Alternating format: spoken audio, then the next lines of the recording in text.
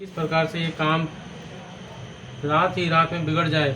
जैसे कोई कुटिल भीलनी शहद का छत्ता लगा देखकर घात लगाती है कि इसको किस तरह से उखाड़ लूं। वह उदास होकर भरत जी की माता कैकेयी के पास गई। रानी कैकेयी ने हंसकर कहा, हे तू उदास क्यों है? मंथरा कुछ उत्तर नहीं देती, केवल लंबी सांस ले रही और क्रिया चरित्र करके आंसू डरका रही है। रानी हंसकर कहने लगी कि तेरे बड़े गाल हैं, मेरा मन कहता है कि लक्ष्मण ने तुझे कुछ सीख दी है, तब भी वह महापापिनी शोभा क्यों नहीं देख लेती जिसे देखकर मेरे मन में क्षोभ हुआ है। तुम्हारा पुत्र प्रदेश में है, तुम्हें कुछ सोच नहीं, जानती हो कि स्वामी हमारे वश में है। तुम्हें तो तोषक पलंग पर पड़े पड़े नींद लेना ही बहुत प्यारा लगता है। राजा की कपट भरी चतुराई तुम नहीं देखती। मंत्रा के प्रिय वचन सुनकर किंतु उसको मन की मैली जानकर रानी झुककर डांटकर बोली, बस अब चुप रह घर फोड़ी कहीं की, जो फिर कभी ऐसा कहा तो मैं तेरी जीभ पकड़कर निकलवा लूंगी। पढ़ लिया हो तो।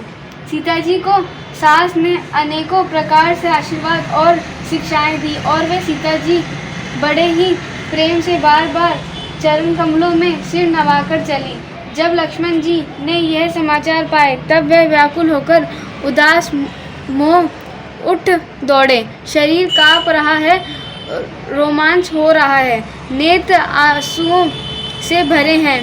प्रेम से अत्यंत अधिक होकर उन्होंने श्री राम जी के चरण पकड़ लिए। वे कुछ कह नहीं सकते, खड़े खड़े देख रहे हैं। ऐसे दीन हो रहे हैं मानो जल से निकले जाने पर मछली दीन हो रही है। हृदय में यह सोच है कि हे विधाता, क्या होने वाला है? क्या हमारा सब सुख और पुण्य पूरा हो गया? मुझको श्री रघुनाथ जी क्या कहेंगे? घर पर रखेंगे या साथ ले चलेंगे? श्री रामचंद्र जी भाई लक्ष्मण को हाथ जोड़े और शरीर तथा घर सबके नाता तोड़े हुए खड़े देखा। तब नीति में निपुण और शील, स्नेह, सरलता और सुख के समूह श्री रामचंद्र जी वचन बोले, हे तात, परिणाम में होने वाले आनंद को हृदय में समझकर तुम प्रेमवश अधिक मत हो, और जो लोग माता पिता गुरु और स्वामी की शिक्षा को स्वाभाविक ही सिर चढ़ाकर उनका पालन करते हैं, उन्होंने ही जन्म लेने का लाभ पाया है, नहीं तो जगत में जन्म व्यर्थ ही है। हे भाई, हृदय में ऐसा जानकर मेरी सुख सुनो और माता पिता के चरणों की सेवा करो। भरत और शत्रुघ्न घर पर नहीं हैं, महाराज वृद्ध हैं और उनके मन में मेरा दुख है। इस अवस्था में तुमको साथ लेकर वन जाऊं तो अयोध्या सभी प्रकार से अनाथ हो जाएगा। गुरु पिता माता प्रजा और परिवार सभी पर दुख से बाहर आ पड़ेगा। अंत तुम यही रहो और सबका संतोष करते रहो, नहीं तो हे तात, बड़ा दोष होगा। जिसके राज्य में प्यारी प्रजा दुखी रहती है, वह राजा अवश्य ही नरक का अधिकारी होता है। हे तात, ऐसी नीति विचार कर तुम घर रह जाओ। यह सुनते ही लक्ष्मण जी बहुत ही व्याकुल हो गए। इन शीतल वचनों से वह कैसे सुख गाएं, जैसे पालकी के स्पर्श से कमल सूख जाता है।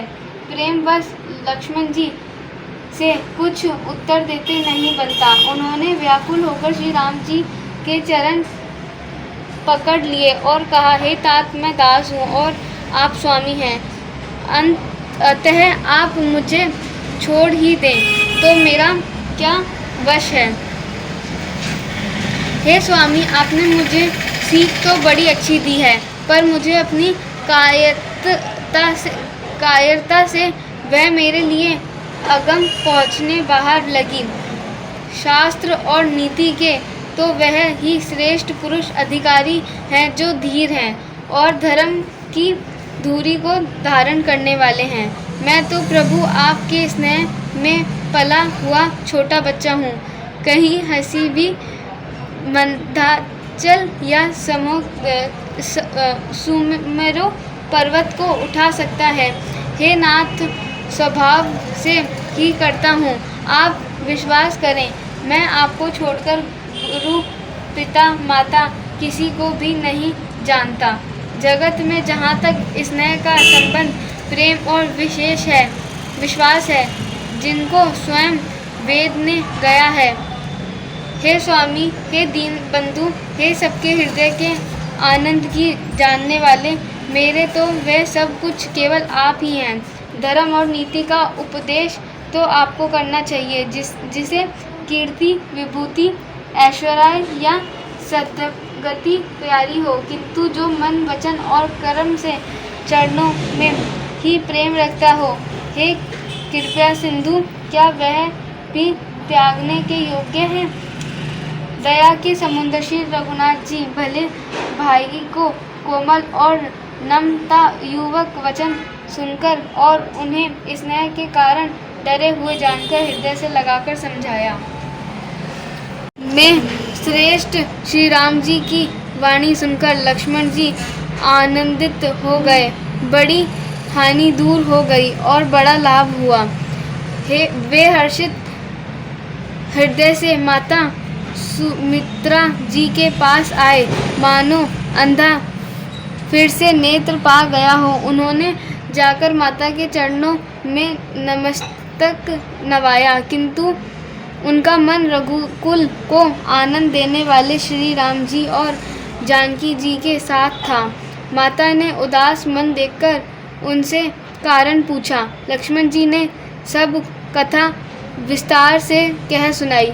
सुमित्रा जी कठोर वचनों को सुनकर ऐसा सहम गई जैसे हिरनी चारों ओर वन में आग लगी देखकर सहम जाती है। लक्ष्मण जी ने देखा कि आज अब अनर्थ हुआ।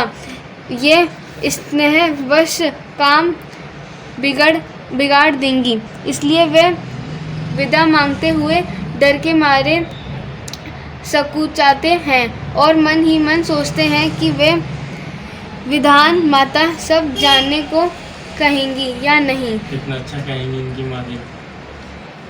सुमित्रा जी ने श्री राम जी और श्री सीता जी के रूप, सुंदरशील और स्वभाव को समझकर और उन पर राजा का प्रेम देखकर अपना सिर धूना पीटा और कहा कि पापिनी कैकेयी ने बुरी तरह घात लगाया, परंतु कुसमय जानकर धैर्य धारण किया और स्वभाव से ही हित चाहने वाली सुमित्रा जी कोमल वचनों से बोली। हे तात, जानकी जी तुम्हारी माता हैं और सब प्रकार से स्नेह करने वाले श्री रामचंद्र जी तुम्हारे पिता हैं।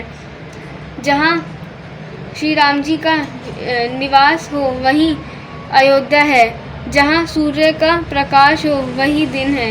यदि निश्चय ही सीता राम वन को जाते हैं तो अयोध्या में तुम्हारा कुछ भी काम नहीं है।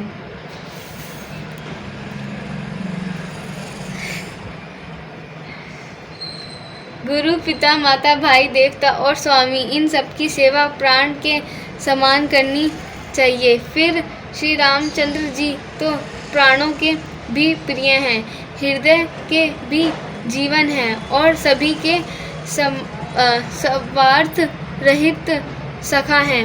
जगत में जहाँ तक पूजनीय और परम प्रिय लोग हैं, वे सब राम जी के नाते से ही पूजनीय और परम प्रिय हैं, मानने योग्य हैं। हृदय में ऐसा जानकर हे तात, उनके साथ वन जाओ और जगत में जीने का लाभ उठाओ। मैं बलिहारी जाती हूँ। हे पुत्र, मेरे समेत तुम बड़े ही सौभाग्य के पात्र हुए, जो तुम्हारे चित्त ने छल छोड़कर श्री राम जी के चरणों में स्थान प्राप्त किया है। संसार में वही युवती स्त्री पुत्रवती है जिसका पुत्र श्री रघुनाथ जी का भक्त हो, नहीं तो जो राम से विमुख पुत्र से अपना हित जानती है, वह तो बांझ ही अच्छी। पशु की भांति उनका बयान पुत्र प्रवश करना अर्थात ही है। लक्ष्मण जी फट से चल देंगे, कहीं माँ का प्लान बदल जाए। तुम्हारे ही भाग्य से श्री राम जी वन को जा रहे हैं। हे तात, तुम्हारा कोई कारण नहीं है। संपूर्ण पुण्यों का सबसे बड़ा फल यही है कि श्री सीता जी